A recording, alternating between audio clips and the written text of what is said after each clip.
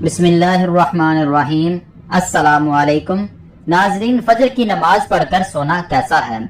حضور اکرم صلی اللہ علیہ وسلم نے فرمایا، جو بندے فجر کی نماز پڑھ کر سوتے ہیں اللہ تعالیٰ ان کے گھر میں یہ 3 چیزیں نازل فرما دیتا ہے۔ ناظرین، اس سے پہلے ہم یہ جان لیتے ہیں کہ اللہ تبارک و تعالیٰ نے فجر میں جاگنے کا حکم کیوں دیا۔ سائنسدانوں کی یہ ریسرچ آپ کو ہلا کر رکھ دے گی۔ سائنسدانوں نے فجر کی نماز کے وقت پر ریسرچ کی کہ صبح کے وقت جاگنے سے کیا ہوتا ہے، تو تحقیق میں جو معلوم ہوا سن کر آپ بھی حیران رہ جائیں گے۔ فجر کی نماز نہیں چھوڑیں گے، اور حضور اقدس صلی اللہ علیہ وسلم نے کیوں فرمایا تھا کہ اس کی فضیلت جان لیتے تو نماز کبھی نہ چھوڑتے۔ اللہ کے احکام کو بجا لانے اور ممنوعیت سے اجتناب برتنے کا نام بندگی ہے، عبادت ہے۔ اسلام کے نزدیک عبادت کا مفہوم نہایت وسیع ہے۔ اسلام کا مطالبہ ہے کہ انسان کی پوری زندگی عبادت سے عبادت ہو، اور اس طرح زندگی بسر کرے کہ اس کا ہر کام عبادت میں شمار ہو، اور اس کا واحد طریقہ یہی ہے کہ وہ اللہ کے بتائے ہوئے طریقے کے مطابق زندگی بسر کرے۔ ہر بات میں حکمت الہی کو پیش نظر رکھے۔ اسلام اس بڑی عبادت کے لیے انسان کو جن ذرائع سے تیار اور اس کی تربیت کرتا ہے، حرف عام میں اسے عبادت کہا جاتا ہے۔ اسلام کی عمارت انہی ستونوں پر قائم ہے۔ ارکان اسلام میں نماز فہرست ہے اور پہلے نمبر پر ہے۔ ان تمام عبادات میں نماز کو جو اہمیت اور فضیلت حاصل ہے وہ کسی بھی صاحب ایمان اہل نظر سے پوشیدہ نہیں ہے۔ نماز کی اہمیت کا اندازہ اس بات سے لگائیں کہ قرآن کریم کے ہر پیغام میں صلوات یعنی نماز کا لفظ حرف جلی میں موجود ہے۔ ایمان کے بعد سب سے اہم رکن جس کا مطالبہ اہل اسلام سے کیا گیا ہے وہ نماز ہی ہے۔ نماز مسلمانوں کی دینی پہچان اور امتیازی نشان ہے۔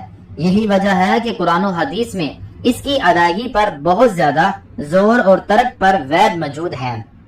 فرمان نبوی صلی اللہ علیہ وسلم کے مطابق نماز کی دین میں وہی اہمیت ہے جو انسانی جسم میں سر کی ہے۔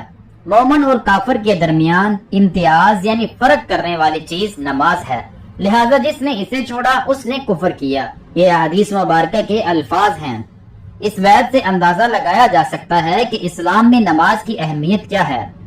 جو چیز جس قدر اہم اور ضروری ہوتی ہے اس کی بجاواری پر اجر و ثواب بھی اسی قدر زیادہ ملتا ہے۔ چنانچہ نماز کا ثواب بھی اس قدر ہے کہ انسان اس کا تصور بھی نہیں کر سکتا۔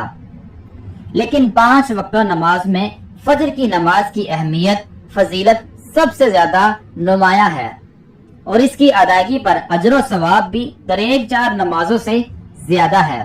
اس کی وجہ یہ ہے کہ فجر کے وقت دنیا نیند کی آغوش میں سو رہی ہوتی ہے اور خواب خرگوش کے مزے لے رہی ہوتی ہے۔ لوگوں پر غفلت اور سستی کی چادر تلی ہوئی ہوتی ہے۔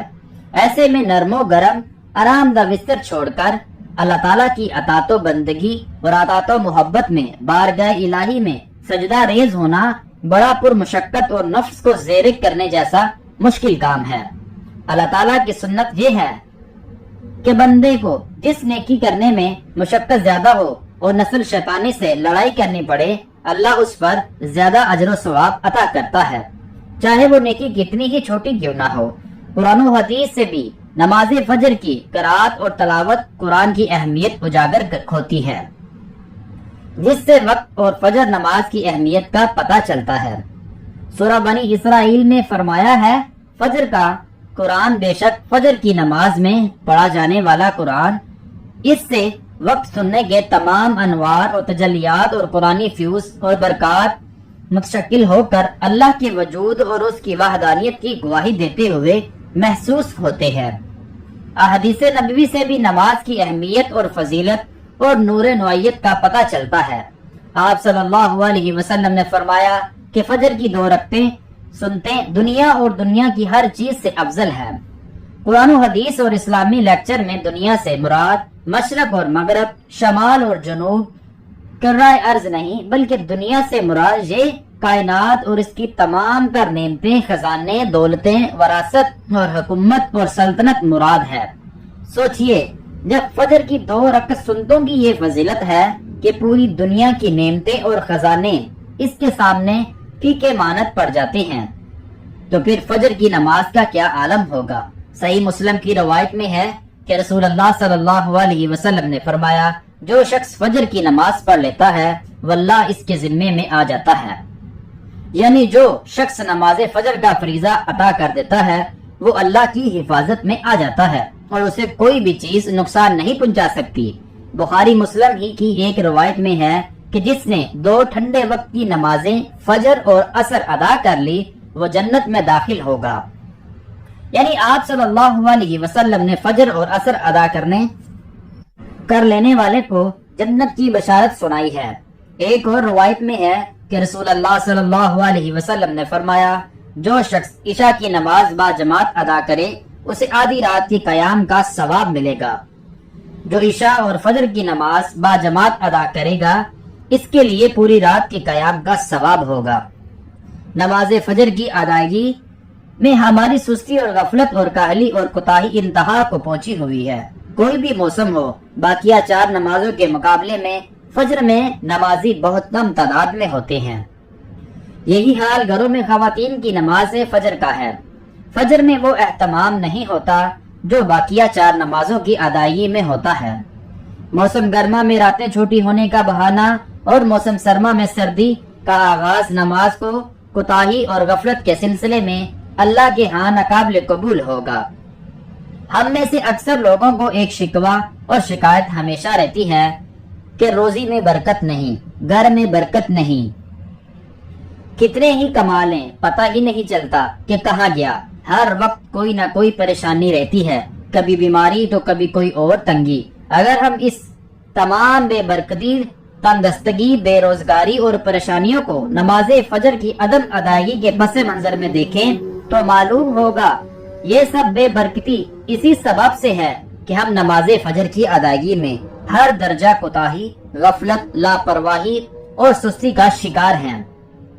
رسول اللہ صلی اللہ علیہ وسلم کے متعدد احادیث میں موجود ہے جن میں رزق کی تقسیم، فراوانی اور برکت کو نماز فجر کی ادائیگی سے مشہور کیا گیا ہے۔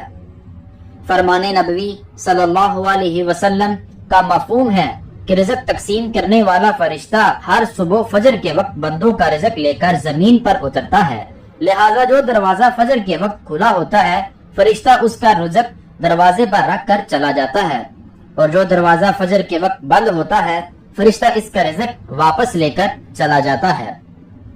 محترم ناظرین، اس فرمان نبوی صلی اللہ علیہ وسلم میں فجر کے وقت دروازہ کھلے ہونے کا مطلب یہ ہے کہ جس گھر کے افراد صبح فجر کے وقت بیدار ہو کر نماز فجر ادا کرتے ہیں انہیں ان کا رزق عطا کر دیا جاتا ہے۔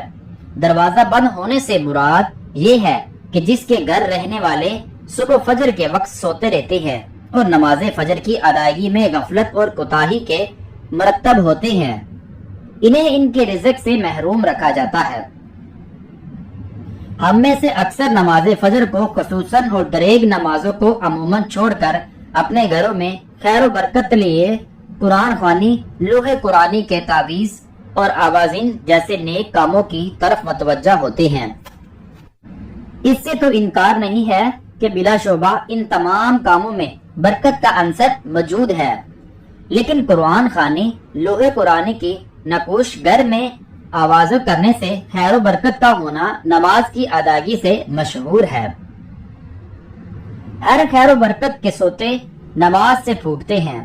اللہ تعالیٰ کی نعمتوں اور برکتوں اور رزق کی دریا نماز کی ادائیگی سے ہی بہتے ہیں۔ محترم ناظرین، اس کے ساتھ یہ عمل بھی اہم ہے کہ فجر کے علاوہ باقی 4 نمازوں میں بھی خیر و برکت نماز فجر کی ادائیگی سے ہی مشہور ہے۔ اسی لیے خیر و برکت کا آغاز نماز فجر کی ادائیگی سے ہی ہوتا ہے۔ یاد رکھیں، نماز فجر کوتاہی اور غفلت اور نماز نہ پڑھنا گھر کی نحوست کی علامت کا آغاز ہے۔ تو رسول اللہ صلی اللہ علیہ وسلم نے ایسے مسلمان کو خبیث، منافق قرار دیا ہے۔ آپ صلی اللہ علیہ وسلم نے فرمایا کہ ایسے شخص کو میرا دل چاہتا ہے کہ آگ لگا کر جلا دو۔ ناظرین، کبھی آپ کے ذہن میں یہ سوال آتا ہے کہ اللہ تعالیٰ نے ہمیں فجر کے وقت جاگنے کا حکم کیوں دیا ہے؟ کیا فجر کا وقت صرف نماز پڑھنے کا وقت ہوتا ہے یا اس وقت کے پیچھے کوئی راز پوشیدہ ہے؟ وہ راز کیا ہے؟ محترم ناظرین، سب سے پہلے وہ پوشیدہ راز ہم آپ کو بتاتے ہیں۔ ناظرین، یقیناً آپ کے لیے بھی نمازوں میں سب سے زیادہ مشکل نماز فجر کی نماز ہوگی، جس میں نیند کا غلبہ اتنا ہوتا ہے کہ ایک انسان مشکل سے اٹھ پاتا ہے۔